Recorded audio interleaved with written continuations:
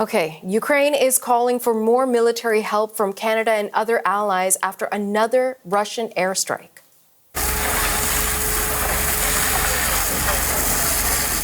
Ukrainian officials say 12 people are wounded, including a 4-year-old child, after a Russian glide bomb hit an apartment building in Kharkiv. Now, the city is close to the Eastern Front and is again coming under heavy bombardment. Ukraine has no air defense against glide bombs. Reporter Dominic Velitis is following the developments for us live from Latvia. Dom, good to see you. Now, this attack comes as NATO's new Secretary General is visiting Ukraine. What's his message from Kyiv? Yeah, that's right, Natasha. Just 2 days into his new job, and Mark Rutte, as you say, is in the Ukrainian capital, Kyiv, and the former Dutch Prime Minister met with Volodymyr Zelensky as air raid sirens sounded across the city. So it was a rather surreal scene, but of course a poignant scene as well, and a moment, Natasha, for Rutte to deliver a key message, a message that his predecessor Jens Stoltenberg has delivered many times before, but nevertheless a very important message. Here he is. Here's what he had to say. Take a listen. I come to Ukraine at the start of my mandate to make crystal clear to you, to the people of Ukraine, and to everyone watching, that NATO stands with Ukraine.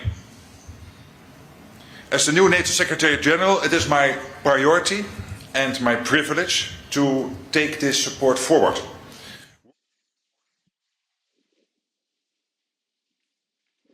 And Natasha, Rutte went on to say there that, as well as reiterating his support for Ukraine, he underlined and made clear his support too for Ukraine's bid to join NATO, and also went on to call on alliance members, including, of course, Canada, to boost production of weapons for Ukraine, to help it in its fight against Russia. Now, these, of course, are all things that Zelensky would have wanted to hear, would have liked to hear. But here's a little of what he had to say. Take a listen.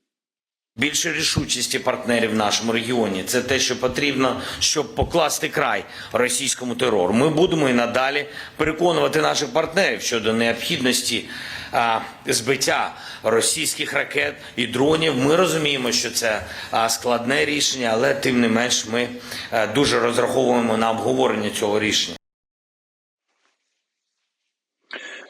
So as you heard, or rather saw there, Natasha, another call from Zelensky for the West to give Ukraine permission to use its long-range weapons to strike targets deep inside Russian territory. Now, that is a critical part of his so-called victory plan, which we know he also discussed with Rutte today. On the use of long-range weapons has yet been made, but it will certainly be high on the agenda of next week's NATO meeting in Germany, a meeting which will be chaired by US President Joe Biden. Natasha. Dom, what more can you tell us about this latest Russian offensive? Well, Russia is continuing to launch overnight drone attacks against Ukraine, and we've been following them for quite a while now. And they do, Natasha, appear to be getting bigger and more effective. In all, 15 regions were targeted overnight. Energy infrastructure, again, appears to have borne the brunt of this particular attack. But again, residential buildings were also hit. And this all followed another attack late last night, Natasha, when a Russian guided bomb or glide bomb, as they're perhaps better known, hit a 5-story apartment building in Kharkiv, which, as you know, is Ukraine's second largest city and a frequent target of Russian forces throughout this conflict. 10 people, we're told, were injured in that particular attack, Natasha, including a 3-year-old child. And with searches of the rubble still continuing today, there are fears that the number of injured and hurt in this latest attack could indeed rise even further. Natasha. CBC's Dominic Velitis in Latvia. Thank you.